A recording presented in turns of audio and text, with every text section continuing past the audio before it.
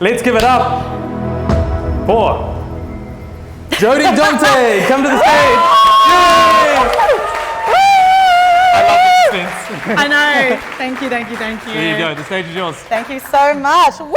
All right. Put your hand up if you would love to elevate your impact and abundance. Oh. And who would like to be an epic storyteller? All right. Well, did you know if you elevate your ability to tell inspiring stories, you will elevate your impact and abundance? True? So I have another question. Can you say out loud, okay, specifically, where was the last place you told a story? Say it out loud. Where was the last place you told a story? Give it all. Give it all. What else? Social media. In business. So when people think about storytelling, right, they think about public speaking. Yeah? They think about telling a story on a stage or on social media or even at a dinner party. But guess what? Even though today I'm going to share with you 4 epic tips on how to be a great storyteller practically, I'm also going to share something else. Because you don't only tell stories on practical stages. You tell stories every day. As Brené Brown explains, you are the stories you tell yourself. True? So if you want to elevate your impact and your abundance, you got to change the stories you tell yourself, right? So I'm a first-generation Australian, half Dutch and half Chinese, which means my dad was born in the Netherlands, my mum was born in China, and I in Australia. Now, even though I love being a mixed treat now, it wasn't always the case. I actually hated being multicultural. I remember once I was getting ready for my day at school, and as little Jody, I was saying to myself, it's gonna be a good day. It's gonna be a good day. I had my big backpack on. I had my school uniform on, all neat and tidy. But the biggest thing I had on, can you guess? Was a big smile on my face. I was ready and excited for a good day at school. I walked into the schoolyard, and then out of the bushes to the right of me, my bully jumps out, pushes me to the ground. My bag falls into a giant puddle of water. My school uniform is covered in dirt. I feel embarrassed, and he says to me, "Hey, Asian invasion, go back to your own country. You don't belong here." From that day forth, I told myself the story, I don't belong. I don't belong in Australia. I don't really know my Dutch, my Chinese family, so I don't belong there, so I don't belong anywhere. Can you relate? And because of this story that I told myself, I kept myself small. I didn't put my hand up in class. I was scared to be heard, scared to be seen. I held back my voice. I kept myself small. To become the woman that I am today, I needed to change the stories I tell myself. So to properly introduce myself, as Daniel said, I am Jody Dontje, and I'm a public speaking coach, but also an emotional fitness coach. Because I'm very grateful that I went from being this little girl that was scared to put her hand up in class and who felt like she didn't belong, to ironically representing Australia on the world stage of public speaking. What? Twice. They flew me to America to speak in front of thousands of people. And I'm telling you this story because from that moment, I was then able to build even more of my mission to help people own their voice of confidence too, and to have a sense of belonging to themselves, right? And so if you want to elevate your impact and abundance, you need to change the stories you tell yourself. All right, who's ready for the 4 tips though, the takeaways so you can be practically better at storytelling? You ready for that? Yeah? Yeah? All right, get your piece of paper out if you want to write notes because it's going to be a bit of a boot camp, okay? So epic, I was going to go 3. Epic are the 4 tools I'm going to share with you. E-P-I-C, okay? So E, how to be an epic storyteller. E stands for, well, as Gabby Bernstein explains, if you change your stories, you change your energy. E stands for energy. If you want to be an epic storyteller, you need to change the stories you tell yourself so you can reclaim back your energy. Where is your energy draining because of the limiting stories? According to Psychology Today, public speaking is one of the biggest fears in the world. And not just because people feel they don't have the practical public speaking tools, but because of the stories they tell themselves.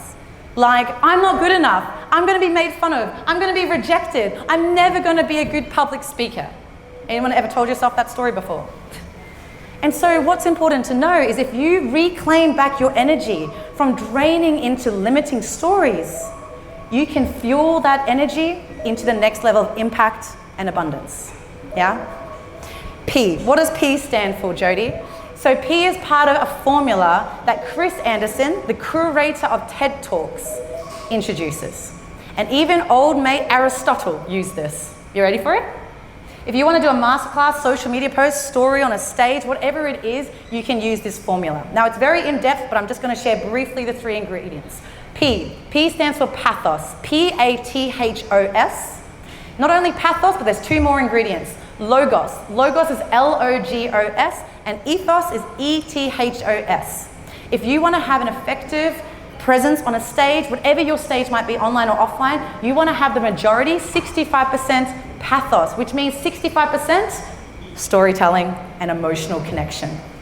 Because as we hear from Tony Robbins, emotion equals motion. Storytelling is a way to connect to people's emotions, true?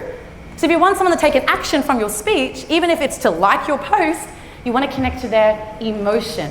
So 65% storytelling. Now, Logos, L-O-G-O-S, what does that stand for, Jody? Logos stands for statistics, case studies, some kind of evidence, some oomph, right? And as you heard from me, I shared how public speaking is one of the biggest fears in the world. I've been quoting people like Gabby Bernstein and Brené Brown because I'm adding oomph to the speech. And lastly, ethos, E-T-H-O-S stands for credibility. Don't be afraid to share your credibility, okay? You've done a lot to achieve those achievements. I'm not afraid to talk about reaching the world stage of public speaking, or that my business now has almost generated $1 million in revenue helping people around the world. Thank you. Because I know that that little girl would be proud of the version that I am today. So let your little boy and little girl be proud in you by sharing your credibility to make your stories even more powerful and impactful. All right, who's loving it so far? Give me a whoop whoop. All right, so we've got E. We've got P of epic. The next one is I. Jody, what does I stand for? To be an epic storyteller. Inspire, that's right. Inspire your audience. So if you have fears around public speaking, that's because you come on stage and you think, what are they going to think about me? Are they going to judge me? Are they going to say this about me? You're making it about who? Who do you need to make it about? The audience. Inspire your audience. Come on with an inspiration, contribution mindset. And a great way to inspire your audience through storytelling is to tell, it's the V word, vulnerable stories. Yeah, tell vulnerable stories. Marketing is storytelling. So tell the origin story about why you do what you do. It was because I used to be that little girl afraid to put her hand up in class who didn't feel like she belonged for many years that I now help people as a speaking coach and emotional fitness coach to speak and to belong back to themselves, right? And the last piece is C. Who would love the C? Oh, only one person. Who would love the C? Yes? So we have E-P-I-C. The last secret ingredient to be an epic storyteller is to something with the audience.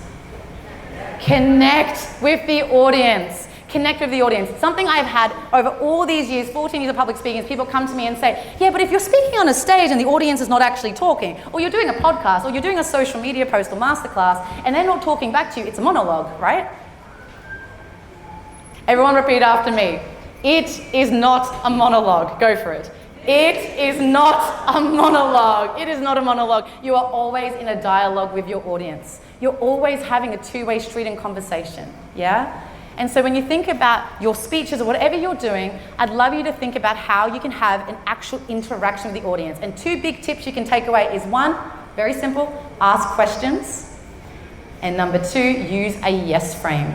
At the beginning of my speech today, I asked you 2 questions that led you to say yes. which helps you to be more open because you're in a yes energy. And also throughout my speech, I've engaged you and I've asked you questions or got you involved, true? I just did it again.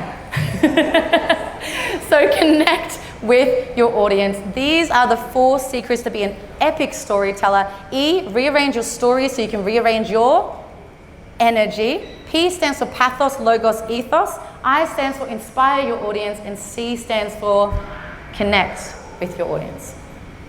So let me ask you again. Who here would love to be an epic storyteller? Woo! Guess what? You already are.